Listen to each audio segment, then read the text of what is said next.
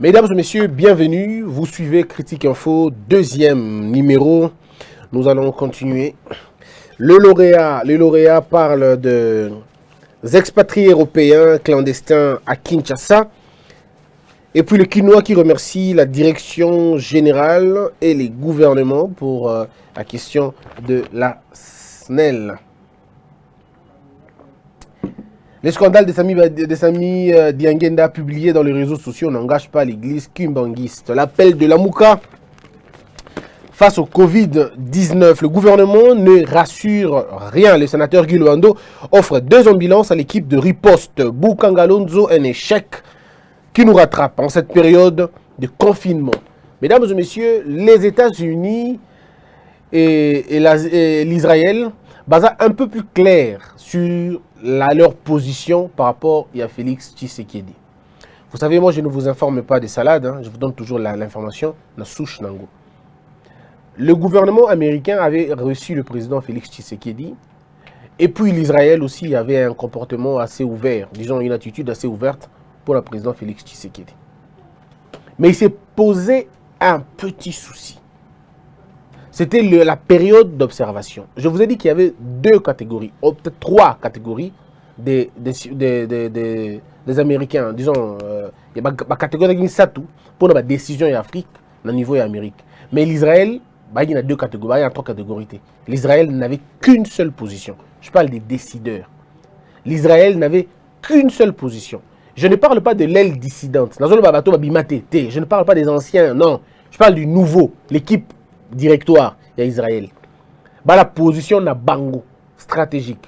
C'est vrai qu'il y a d'autres Israéliens, d'autres courants, il y a Israël, au Baza, na projet na bango mususu, pour soutenir Rwanda, et ainsi de suite. Ça, c'est un autre courant qui n'est pas officiel. Mais ici, je parle de Benjamin, je parle de l'équipe qui dirige l'Israël aujourd'hui. Bango Baza ferme la position na bango. Pour na bango, par exemple, Félix Tshisekedi devrait montrer clairement ses intentions Kazana Kabilate. C'était ça leur position. Et ils ne sont pas allés à gauche et à droite, ils l'ont fait savoir au président Félix, ils l'ont fait savoir depuis le début. Ils lui ont dit, voici nous voulons, on attendait que la page soit tournée. Et la page, effectivement, la page est tournée. Nous, on n'est pas dans la discussion de l'Assemblée nationale, dans la provinciale. Parce que vous savez, mesdames et messieurs, Mouto tout a sali droit, il y a Malunga. Si vous vous rappelez, le professeur Jacques Njoli, j'ai fait une interview avec lui, ici dans l'émission Langaï. Il a dit, Christian, Félix Tshisekedi est président. Je lui ai posé 2 fois la question, est-ce qu'il a la possibilité? Il dit, Christian, Félix Tshisekedi est président. Si vous suivez les discours du professeur Mbata, vous suivez les discours du professeur Kamukuni et bien d'autres, tous sont d'accord sur un seul point, que la puissance de l'institution présidente de la République est une puissance managériale. C'est à lui de définir les règles de la vie politique. Ce n'est pas à lui de supplier, non. Quand on est président de la République dans un pays comme le nôtre, dans un système qui est le nôtre, il y a toujours une grande marge au président Zaranango. Mais maintenant, ce qui est président, ou a une marge, aïbi qu'on négocie marge n'a été, c'est tout à fait normal que les autres basent ascendance sur lui. Et on aura l'impression d'un président qui a été bloqué, qui est séquestré. Mais en réalité, la coquille de la présidence, de l'institution président, est une coquille pratiquement imperméable. Non, vraiment imperméable, incassable. Ça, c'est les juristes qui le disent et les experts en droit qui le disent. Et les États-Unis et l'Israël avaient ça comme projet. Ça comme projet. Ils disent non, en tout cas, tout ce que nous savons, le président est Félix Tshisekedi. Donc, si Félix Tshisekedi n'arrive pas à endiguer ou à combattre de façon systémique et systématique la corruption, le problème ne sera pas le FCC, non, ça sera lui. Parce que c'est lui le leadership, c'est lui. Si le président n'arrive pas à redresser, parce que quand on parle de la corruption, on n'entendait pas autre chose. Quand on parle de la corruption, on parle de la justice. La question de la corruption est étroitement liée à la justice. Voilà pourquoi tous les présidents du monde, pour la plupart des cas, pas tous, mais pour la plupart des cas, une fois au pouvoir, la première machine qui change, c'est l'appareil judiciaire. Une fois, c'est l'appareil judiciaire, et puis la sécurité, ou la sécurité, et puis l'appareil judiciaire. Pourquoi le renseignement? Pardon, le renseignement. Pourquoi je parle du renseignement? Mesdames et messieurs, le renseignement vous fournit les informations, pour ne pas répéter les renseignements, le renseignement vous fournit les informations sur tous les citoyens. Quand vous avez un service de renseignement fort, il va vous dire que Christian Bossembe a tel compte en banque. Christian Bossembe a ceci, a cela. Christian Bossembe vient d'acheter une voiture. Il a mis au nom de sa fille. Il a mis au nom de son fils. Ça, c'est le travail du service de sécurité. C'est pourquoi quand un président arrive au pouvoir, on lui dit, tu commences d'abord par avoir les services de renseignement. Et ça, il faut le dire. Le service de renseignement, l'autre camp ne voulait pas le lâcher. La pression est venue de l'extérieur. Et quand on a rappelé à Fachi, on l'a dit, non, non. Tu ne peux pas rater double. Tu ne peux pas rater et la justice et les renseignements. On attrape les renseignements. Maintenant, les renseignements qu'on attrape, il faut les formater. Parce que ces renseignements évoluent comme ça fait 18 ans que ce renseignement est là. Ça veut dire tous les DG, tous les directeurs, tous ces gens-là qui sont là-bas. Donc, il y a beaucoup plus de chances dans la promue par le vent de Kabila. Or, le vent de Kabila, on savait que c'était un vent qui ne basait pas sur la méritocratie, mais sur les appartenances tribales, ethniques, considérations politiques, obéissance, gratitude. Bref, c'était comme ça, en fait. Alors maintenant, quand on veut refaire, c'est pourquoi le service de l'Israël a dit, ou on dit, ces services ont dit que nous, on n'a pas de sécurité. L'Israël a dit que la RDC n'a pas de sécurité. La RDC n'a pas de renseignement. La RDC n'a pas une structure de renseignement. Ça, c'est l'Israël qui en parle. Et lorsque vous suivez les rapports des Américains, le Sénat, les sénateurs américains et tous, eux aussi pensent la même chose. Ils disent que le Congo, le pays, la RDC n'a pas un service de renseignement adéquat. Nous ne l'avons pas, malheureusement. Nous ne l'avons pas. Parce que si on avait des services de renseignement au service du pays, pas au service des clans, mais du pays, il n'y aurait pas de groupes armés par-ci, par-là. Il n'y en aurait pas. Parce que ces gens allaient travailler d'abord pour connaître Badawapi. On n'a pas de service de renseignement militaire. Il y a militaire, ils ont séquestré aux besoins d'un homme. On n'a pas de service de sécurité. Il y a Siba civil. On n'en a pas. On n'a pas ça. Nous sommes le seul pays au monde où quelqu'un peut être pauvre le matin, il devient riche le soir sans avoir travaillé. Le seul pays. Le seul pays.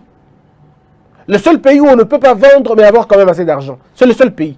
Le seul pays où quelqu'un n'a pas travaillé mais il a quand même une voiture de 50 000 $, de 70 000 $, simplement parce qu'il est concubin 2.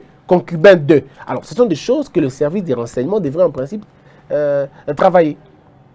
On ne recrute pas les gens, les services de renseignement, on ne les recrute pas comme ça. Non, c'est les génies de la société qui forment les services d'intelligence. On appelle ça les services d'intelligence. Et là, et mingi jeune. Bazoka ba jeune wana. Bomi bango pembeni, bo travailler na bango, bazongi na mboka, bazui mayele, ba travailler pour na mboka na biso. Nous disons qu'on est infiltré par le Rwanda. Oh, infiltré par le Rwanda, infiltré par le Burundi, infiltré par. Non, mais comment faire? Regardez la France. Qu'est-ce que la France a fait? La France, quand elle arrive à un niveau, avec le gouvernement Vichy, tout ça, vous le savez, avec tout ça, la France décide, avec le gouvernement qu'on appelle ça, Léon Ekimi, quand ils mettent leur transition pour quitter l'occupation allemande, s'affirmer, la France s'est reposée sur les services de renseignement. Ils ont donc commencé par former les jeunes Français, mais alors des jeunes, à peine 19 ans, à peine 20 ans. C'est des calibres importants. Des gens qu'on a recrutés dans le service, on a recruté dans l'université, on a recruté dans l'école. Le service des renseignements devrait commencer par recruter les jeunes gens. C'est des petits qu'on recrute. En Israël, on vous parle déjà des enfants de 12 ans qui sont prédestinés dans le service de renseignement. 12 ans déjà, ils sont en train de vivre comme ça. Ils vivent discrets. Mon service de renseignement, ils font le boulot comme tout le monde. Baba, journaliste, c'est des gens comme ça qui récoltent l'information. Le service de renseignement est un service à protection. C'est beaucoup plus fort que l'armée. C'est beaucoup plus fort que l'armée. C'est même beaucoup plus budgétivore que l'armée. Parce qu'on fait des analyses, on fait des tests, on fait des membres mêlés dans le service de renseignement. Parce que vous devez avoir des renseignements sur les autres. Nous pouvons dire, maintenant, nous voulons attaquer le Rwanda. Comment on va attaquer le Rwanda? On étudie le Rwandais. Comment vous allez les étudier? si vous n'avez pas de psychologues, vous n'avez pas de comportementalistes, vous n'avez pas de... Non, mais vous n'avez pas de philosophes. Vous devez avoir tous ces gens-là. Les services de renseignement recrutent, on n'en a pas. C'est-à-dire dans le secteur nyos. Place va travailler. Ils ne travaillent pas là où tout le monde pense qu'ils peuvent travailler. C'est des gens qui ont une liberté, mais des gens extrêmement discrets. Ça, c'est le plan de l'Israël. Bozui batunabino pour changer ligne pour former bango. Batona ba yeba méthode na bango moderne ou permettre bango ba qui travaille pour qui travaille pour qui. Le service de renseignement interrogatoire na bango est différent d'interrogatoire à parquet parce que c'est des gens qui sont formés. Ils sont tellement formés que ça dit ça poser deux trois questions au Vous savez que monsieur Ngwanda, monsieur Ngwanda peut-être bien mingité hein. Ne regardez pas le français qu'il parle. Ne regardez pas quand Mamalo Bagana. Monsieur Ngwanda sera zuyo na interview, na interrogatoire. En tout cas, tu vas cracher le morceau. Il sait comment te poser une question qui n'a rien à voir avec le sujet, mais avoir la réponse qu'il veut dans le sujet. Il est formé comme ça, ce monsieur. C'est comme ça que lui est formé. Il peut te poser la question. Toi, tu réponds. Mais c'est dans tes réponses qu'il sonde ce que tu caches au fond de toi. Donc, il n'a même plus besoin de continuer avec toi. Il a déjà ce qu'il voulait. Et tant que ça, ma compilation, ma information, ça tombe juste. Quand on te dit que monsieur tel est infiltré, c'est fini, on t'arrête parce qu'on sait que tu vas le faire. Mais tu as un modèle, on est photos en abango. Crac, il y a un modèle, on a. Mais aussi, c'est des gens qui ont accepté de mourir pour la cause du pays. C'est ça le plan de l'Israël. L'Israël a demandé formellement au président Fachi à payer sa service à sécurité, service à renseignement. Moi je dis mais pourquoi on refuse, pourquoi on hésite? Donner à l'Israël de le faire. Réorganiser les systèmes nabino. L'Amérique, on va dire non, l'Amérique, non, mais donnez même à Mossad. Donnez à Mossad, ni nabino, formater, parce que c'est ce dont nous avons besoin. On a besoin de reformater le système, on a tout réformer. Parce que moi, je suis par exemple, pour attaquer Rwanda, tu étudier Rwandais. Je prends l'exemple, hein. Balingi Kobima, ok. Balingi promenade, ok. Balingi bassi, ok. Balingi bou, ok. Balingi musique, balingi ambiance, balingi bou. On essaie de faire ça, ok. L'État congolais peut se charger pour envoyer, par exemple, en tourisme, 700 femmes ou 700 jeunes filles congolaises belles.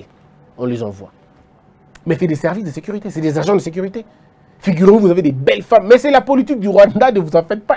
Il a fait ça, le Rwanda. Je ne vais pas aller dans le détail. Mais ils ont fait ça. Ils ont fait ça pour que toutes vos autorités de la République ont épousé les Rwandaises, tout ça. Oh, enfin, pas toutes, hein, une bonne partie. On a ôté, attention, on a motiné pendant les balles et en congolaise. Mon que deuxième femme, concubine, rwandaise, tout ça, c'est comme ça. Et ne pensez pas que c'est de la blague. Ils ont fait exprès, ils savent comment vous mettre en condition. On prépare ça.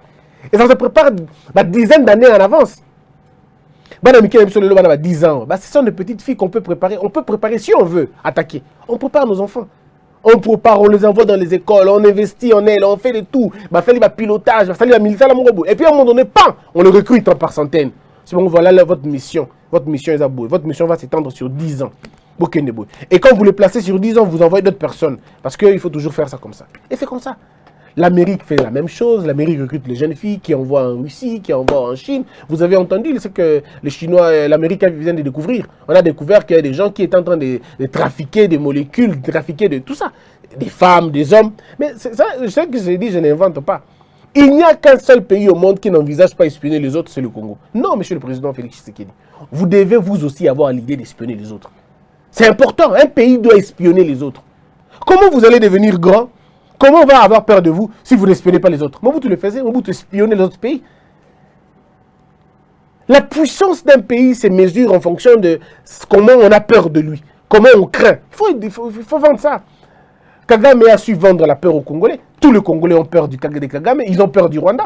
Il suffit de parler, tout le monde a peur. Ils se cachent derrière le courage, mais ils ont très peur. Regardez comment on parle de Tutsi. Oh, mais ils sont très intelligents, ils sont pertinents, ils sont organisés, ils sont forts. Bref, toutes les qualités du monde, c'est eux qui en ont. Et mais nous, on n'a rien, quoi. Nous, on est distraits, nous, on se regarde comme des petits. Bon, on va tellement miner. Ils vont nous ravir le pays, ils vont nous ravir le pays, ils nous ont infiltrés. C'est un peuple qui se plaint, mais c'est préparé. Kagame a préparé ça comme ça, il voulait que ça soit comme ça. Il voulait vous mettre dans une situation de panique, de peur constante, de le voir même là où ils ne sont pas, pour que vous ne soyez pas en mesure de vous préparer. Parce que, attendez, vous allez vous préparer comment quand on vous dit que vous êtes infiltré? Vous n'allez pas vous préparer. C'est la méfiance qui entre chez vous. Et il a réussi à le faire. Diviser pour mieux régner. Mettre le désordre. Dire et faire véhiculer le message selon lequel vous êtes totalement infiltré. Et quand vous avez dans la tête que vous êtes infiltré, vous cachez les secrets. Vous ne dites à personne. Or, la force des services de sécurité, c'est la circulation de la bonne information. Mais comment vous allez circuler la bonne information dans un milieu d'insécurité? Donc, le président de la République doit décider. Nous confions notre appareil de sécurité aux Israéliens. Parce qu'ils ont le meilleur système. Ils ont le meilleur système de sécurité. Moi, si j'étais conseiller du président Fachi, je lui dirais, Monsieur le Président, recrutez 1000 Congolais. 1000 Congolais. Si vous recrutez 1000 Congolais, Tinda le gros, ça dit 400.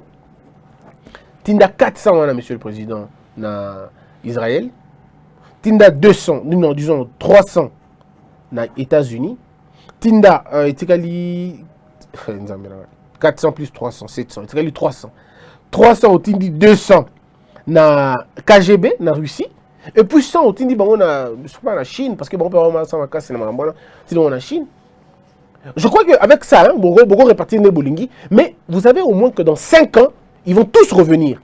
Et quand ils reviennent, vous faites maintenant la synergie et vous définissez votre propre politique à vous. Avec 1000 personnes, le service de renseignement au Congo a changé, transformé. Ça veut dire qu'on sent autorité de l'État, attends la province, na kati. Togoyoka que l'État Azali, attends la village. Les gens seront que l'État Azali, ne blaguons pas.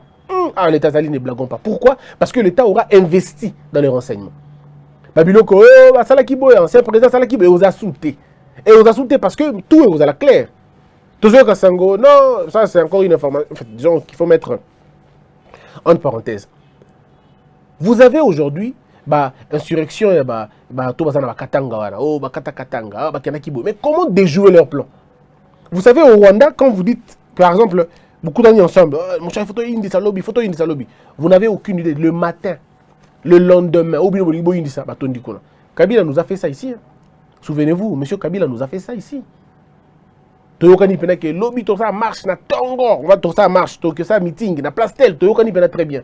Mais frère lobby na 6 heures OK okuti la police ebeta balle. Yo kaba pour le match ici, le match na tenté, na minute té. Match comme le basket, obeto bimi ozongi, bimi ozongi. Ora no, au Tuni score combien 75 à 62. Ah! But ko tu na ekoti, mutu ko chata 16 buts. Ça dit depuis mané ko beta balle. Bon, ils ont eu l'information où? De leur service de renseignement. Ils avaient un service de renseignement, mais qui n'était pas dans l'idée du pays. Il y avait une idée à créer, pour conserver le pouvoir. On arrivait à intégrer l'équipe, on avait organisé marche, on avait organisé contestation, pour que l'obbi n'a pas de. Et puis on ne savait pas. Quand on arrivait le matin, ils étaient déjà là. Oh, mais comment ça? Tu as poubelle, moussou, na place, tout ça, là, marche. Poubelle, il y a des dégâts. Mais pourquoi ils ont heure nime? Parce qu'ils ont travaillé, ils ont infiltré les autres. Et c'est comme ça qu'on fait. Donc moi je pense que Monsieur le Président, vous avez besoin de ça. Il faut rappeler aux Congolais que le président Fachi court un risque, il y a assassinat, il court un risque, il y a assassinat ou il y a coup d'État. Ce risque-là est là. Mais le mal avec les autres, c'est qu'ils ne peuvent pas, parce que l'Amérique, l'Israël, l'Angleterre, la Belgique, non, peut-être la Belgique un peu, mais en tout cas les États-Unis et les autres pays puissances ne sont pas d'accord avec un autre coup d'État. Ils ne veulent pas porter un autre Mobutu. Ça c'est le plan d'abord.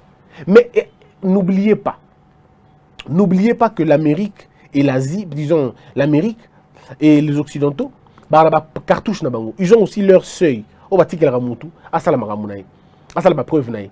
Ce qui, comme il a un niveau que rien n'est fait, que Fachi ne maîtrise rien, et qu'il y a avec Coca-Cola en mente, ils seront obligés de trouver quelqu'un d'autre. C'est comme ça qu'ils fonctionnent malheureusement. Et nous leur avons confié ce pouvoir-là, malheureusement, de nommer le président africain, de faire ça. Comme Fachi n'a jamais été leur...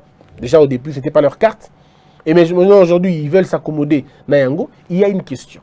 Ce qu'on reproche à Fachi, c'est quoi? Je vais vous le dire.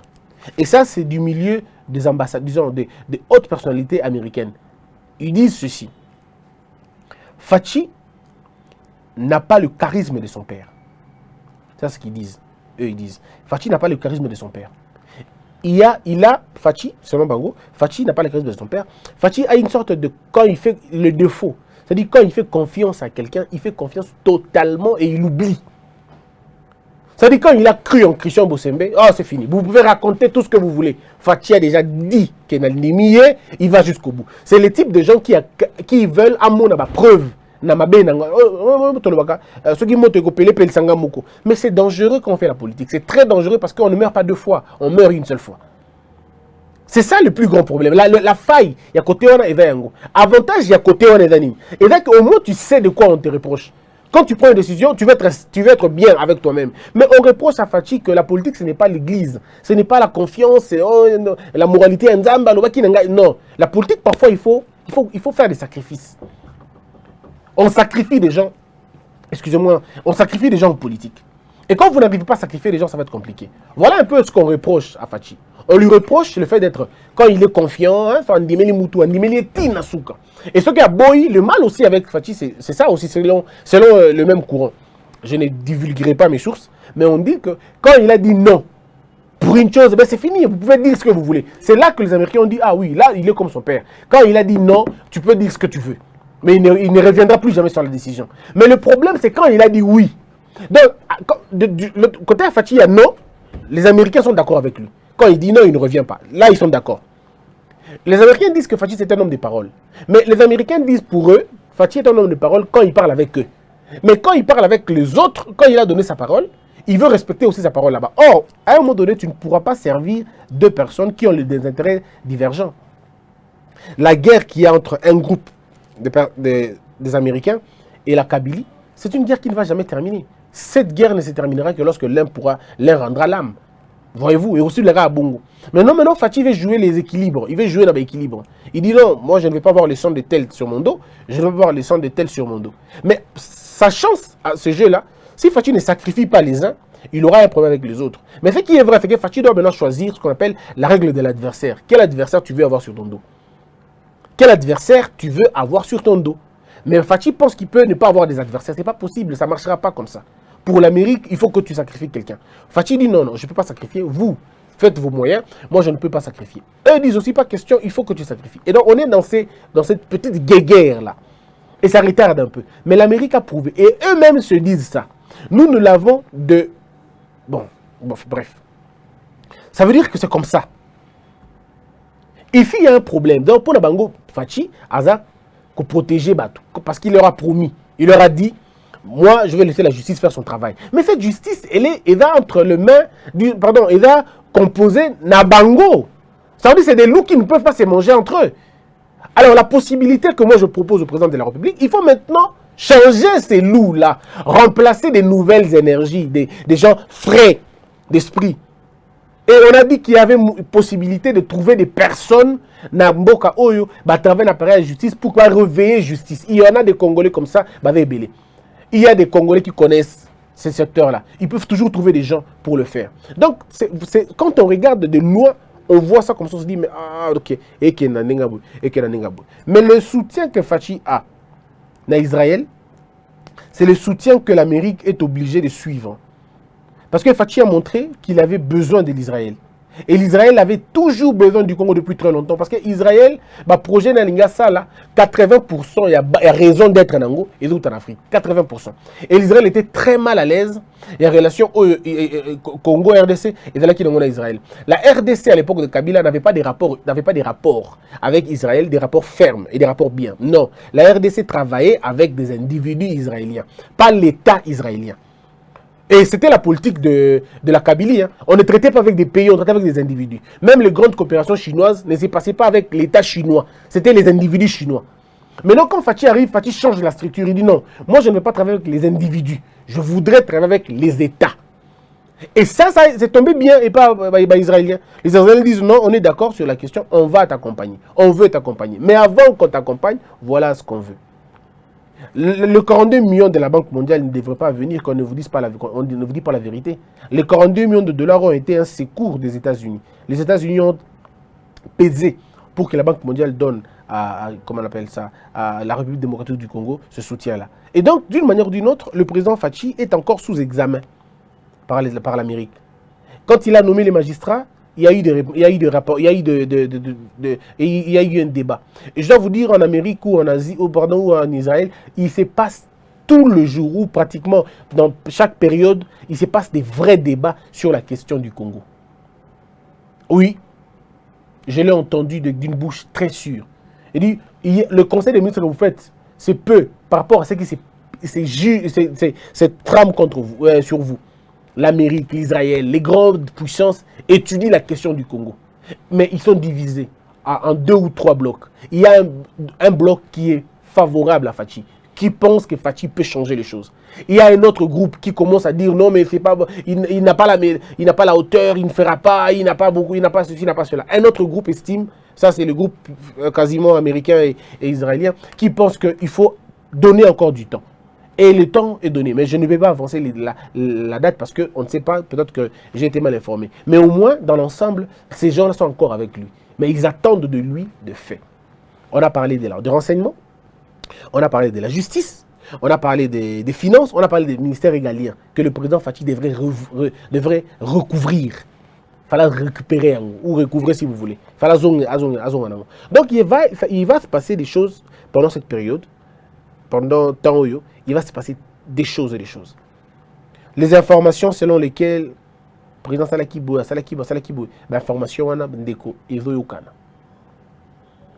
Aujourd'hui, si le président est informé, ce n'est pas par rapport à notre service de renseignement seulement, pas par rapport à la CNS, non. Le président est informé par l'Israël, il est informé par les États-Unis. On lui dit. Je vous ai parlé d'un général qui aura des problèmes dans peu de temps, non? Bon, ne vous en faites pas, dans peu de temps, il est au coma. Je vous ai parlé du cas du Katanga. Le cas du Katanga est une question jugée par l'Israël maintenant. L'Israël juge la question du Katanga et dans peu de temps, vous allez voir, les noms des gens vont tomber ici. Comme Boba Katanga, ma responsabilité que vous allez établir dans peu de temps. À moins, je l'aurais dit, à moins que Fachi a pas ses intérêts n'a été. Parce que tous ces gens-là attendent. L'Israël était prêt à envoyer des Batounaï, Bayan RDC. Mais ils ont demandé quelques règles de procédure à Fachi. Ils ont dit à Fachi, voilà ce que nous voulons, nous pouvons venir. Mais il faut boyer, quelques règles là-bas. Les Israéliens étaient prêts à le président Fachi en contact, on a des grands manias. C'est-à-dire, on a des grands entrepreneurs, on a des grands investisseurs. On va investir 1 million de dollars. On va investir à la hauteur de 30 milliards de dollars, 70 milliards de dollars, 100 milliards de dollars. L'Israël était prêt à porter la RDC d'un côté. Mais l'Israël attend quelques signaux du président Fachi. Et l'Israël est prêt à accompagner le président Fachi pour la salle. Voilà pourquoi moi aujourd'hui je veux demander au président Fachi, Monsieur le Président, ouvrez-vous à l'Israël. Ouvrez-vous à l'Israël. Ne suivez pas ceux qui vous conseillent la Palestine. Ne suivez pas. Il y a des gens qui vous disent ça. Les chefs de certaines institutions. Ils vous disent en privé. Ils vous envoient des émissaires pour dire non, tu vas exposer le pays. C'est faux. Ils n'exposeront pas le pays. Vous n'exposerez pas le pays, au contraire. Moi, je ne suis pas dans la dimension spirituelle parce que ça ne me concerne pas beaucoup. Mais je parle de la pratique. Suivre l'Israël, c'est s'ouvrir au grand monde. Les grands investisseurs qui ne peuvent pas investir en Israël parce que le bien, il va au Bango de Luka, il va peut-être connaître, ils vont dépenser plus.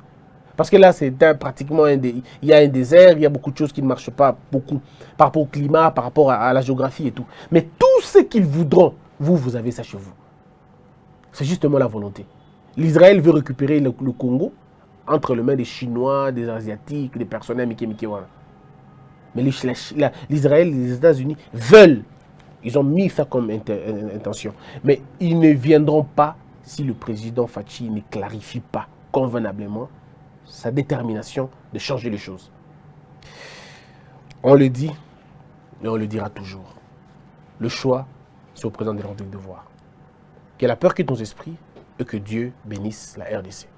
Debout, Congolais, unis par le sang.